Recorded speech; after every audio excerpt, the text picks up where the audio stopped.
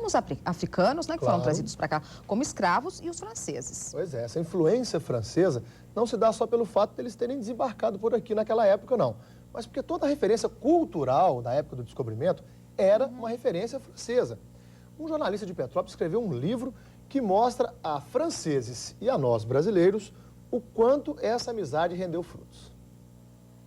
Foi uma viagem a Paris que despertou o interesse do jornalista Eduardo de Oliveira. Ele percebeu que os franceses sabiam muito pouco sobre a participação deles na história do Brasil. E até entre os brasileiros isso acontece. A começar pela nossa bandeira. Você sabia que ela foi desenhada por um francês? Ela surge aqui no Brasil definida através das mãos de um francês, que era o Jean-Baptiste Debré.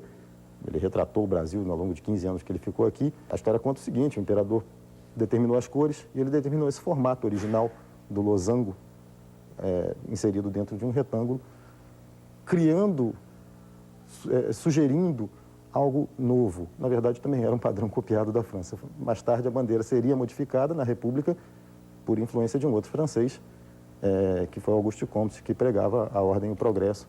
Essa mudança também foi determinada por um padrão cultural francês. A história do Brasil fala muito dos portugueses, mas os franceses também fizeram bonito. Aqui em Petrópolis, um livro foi escrito para contar essa trajetória. O livro tem linguagem simples e foi escrito pensando no mercado francês e vai ser traduzido, mas é leitura obrigatória para os brasileiros que desejam aprofundar o conhecimento de meio século de história. Enquanto os portugueses escravizavam os índios, os franceses eram aliados deles. Muitos viviam nas tribos e se misturavam aos índios. Não se tornavam apenas amigos, mais tarde se tornavam parentes. E muitos deles acabavam virando índios mesmo. Eles abandonavam a vida europeia e se tornavam, passavam a ingressar à tribo, casando com várias mulheres, sendo, portanto, parentes de vários outros guerreiros e tornavam-se líderes indígenas.